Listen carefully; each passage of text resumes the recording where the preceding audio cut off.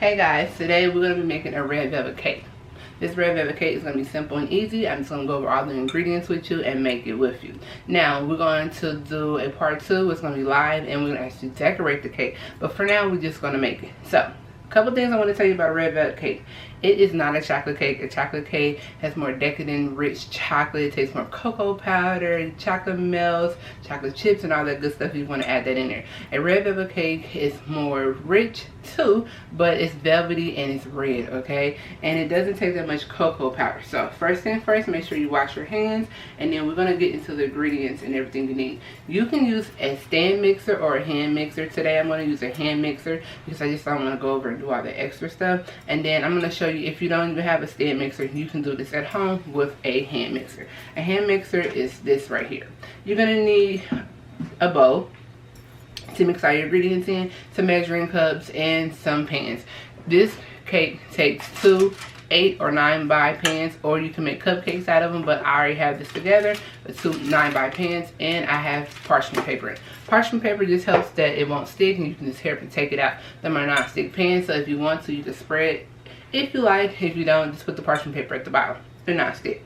So first things first, you want to start off by creaming your sugar and oil. This cake does not involve any butter. Only thing you need to take out is 2 eggs so they can be room temperature. This is sugar right here, and I will have all the ingredients listed on the side right here so you can know how much sugar I put in here so we can make this video a little faster. So we're going to put the sugar in here, which is 1.5 cups of sugar, and then we're going to need a full cup of oil.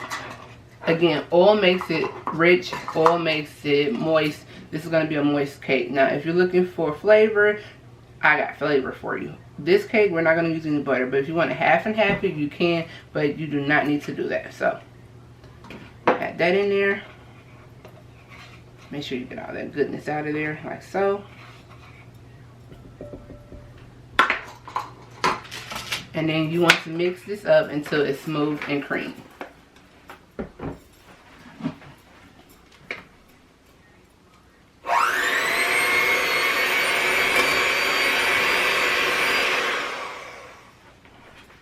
Okay. Oops. Once it's all nice and mixed together, you want to make sure you scrape down the side of your bowl every time so that you can make sure that you're not leaving any ingredients hanging out without being mixed. Then you want to go ahead and take 2 eggs room temperature, and you want to crack 1 at a time.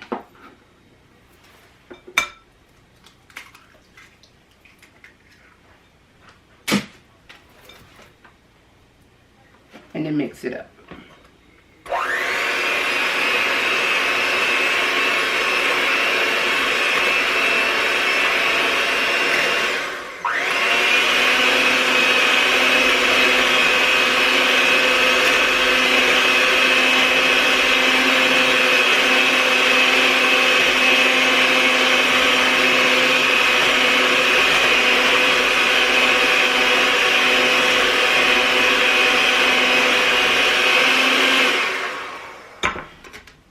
Go ahead and add your second egg.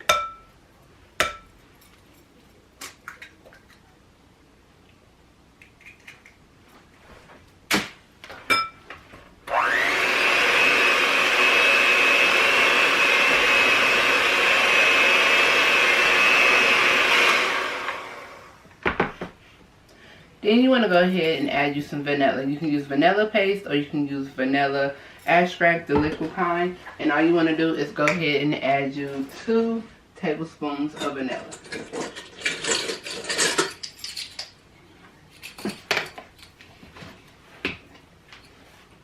If you do not want to use vanilla, you can always use almond extract, and that's perfectly fine as well. You're going to add 2 of them.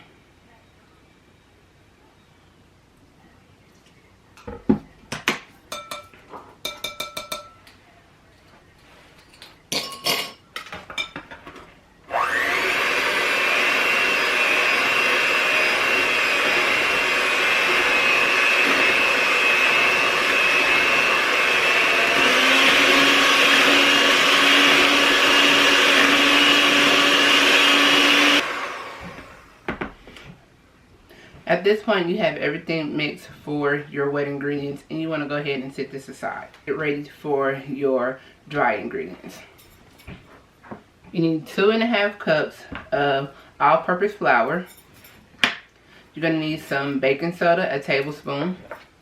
You're going to need a tablespoon of white vinegar. You're going to need 2 tablespoons of cocoa powder. You're going to need a ½ teaspoon of salt.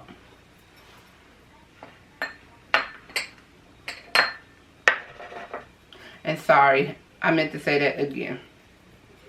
So you're going to need some ingredients for your dry. You're going to need 2 tablespoons of cocoa powder. You're going to need a teaspoon of baking soda. You're going to need a ½ teaspoon of salt.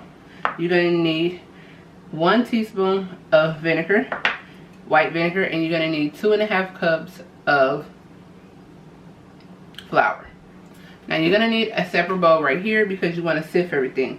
Make sure you set aside your vinegar and your baking powder. We don't need that yet, so don't worry about it.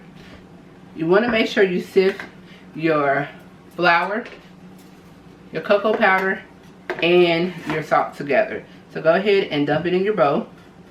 If you have a sifter, go ahead and sift that as well. And I'm going to do half and half because I want to make sure that my cocoa powder, my salt, and my flour is mixed together.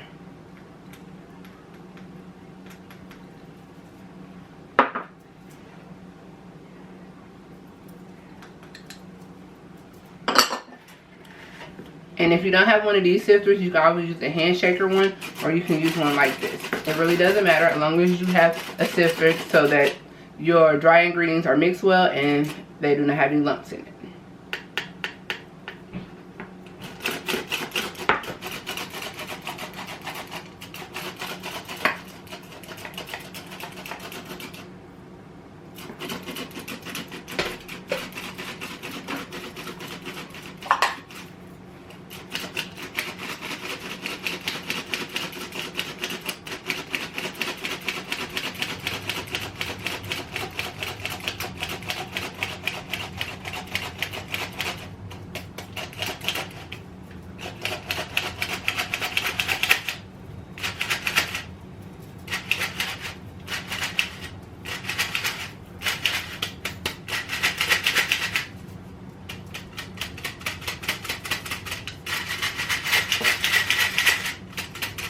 So after you sift everything, it should look like this. The next thing you're going to need to do is make sure you go ahead and get you a cup of buttermilk. A cup of buttermilk is going to make this moist. So not only we put in a whole cup of vanilla, a whole cup of oil in there, and we're making sure we use the baking soda and the vinegar to make a smooth consistency. We're also going to use some buttermilk, okay? And you just need a cup of buttermilk. So at this point, set aside your dry ingredients because you have everything mixed up and everything's incorporated how you need it to be.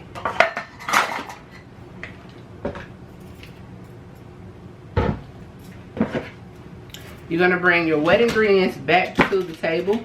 But before you do your wet ingredients, you want to go ahead and take your vinegar and your baking soda, and you want to go ahead and pour it into each other just like this and mix it around slightly.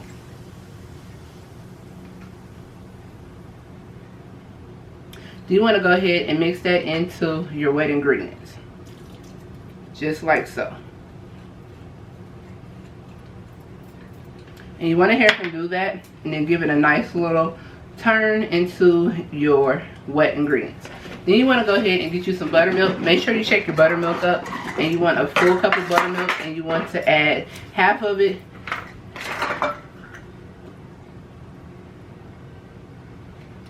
into your batter. So you want to get a full cup of buttermilk. Make sure you shake it before you use it. And at this point, you want to go ahead and add half of your flour in here.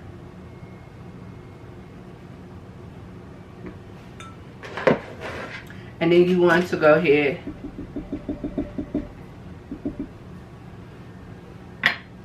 and add half of your buttermilk midway of mixing.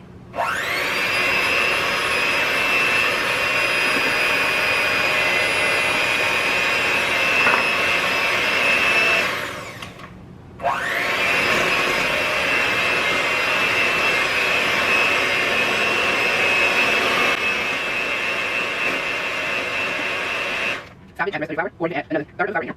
The rest of the milk. Make sure y'all remember the rest of the milk.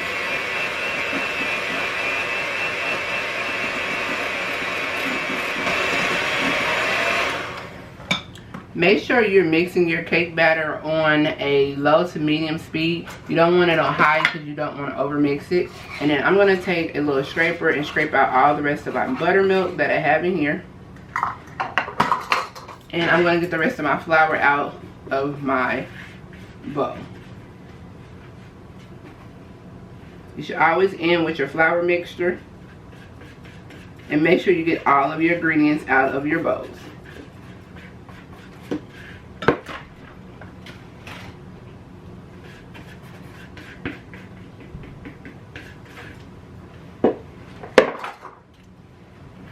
Now, I know you're wondering, like, why is the cake batter not red? Give me a second. Mix this on low one more time.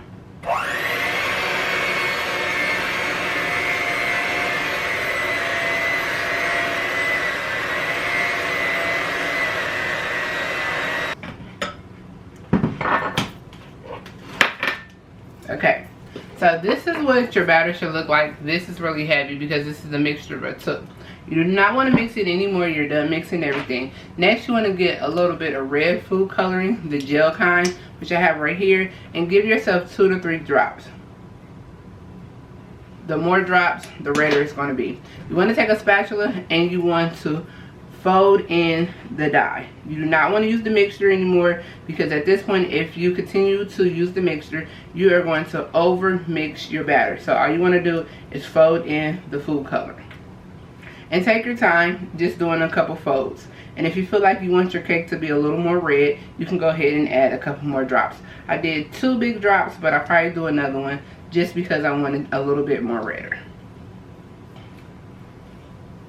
At this point, you want to preheat your oven to 350. Once it beeps, you want to make sure you put parchment paper at the bottom of your 9 or 8 inch pans. If you're going to do cupcakes, line them with parchment paper like the little cupcake holders, and then you want to go ahead and pour a measure out.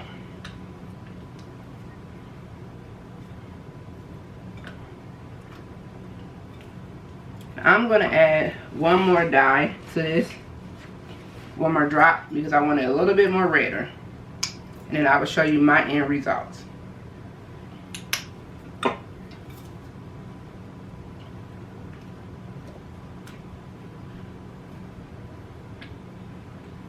And you just want to take your time and fold it in.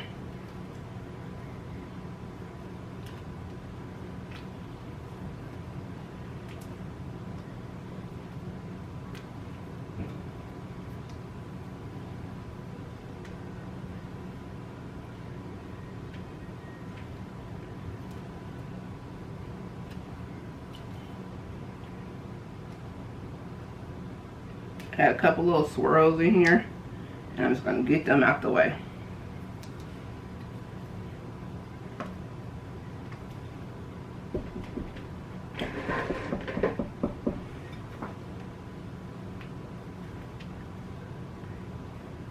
And this is what it should look like when you're done. So that's why I was using a glass bowl, because I wanted you to see the consistency. And make sure you scrape the sides of your bowl. Okay, so we have that all done. We're going to set that aside. Just like so. Now, if you're the type of person that like eating cake batter, you are more than welcome to taste it. I know a lot of people do not like to do that. I personally am not a cake batter eater, but if you...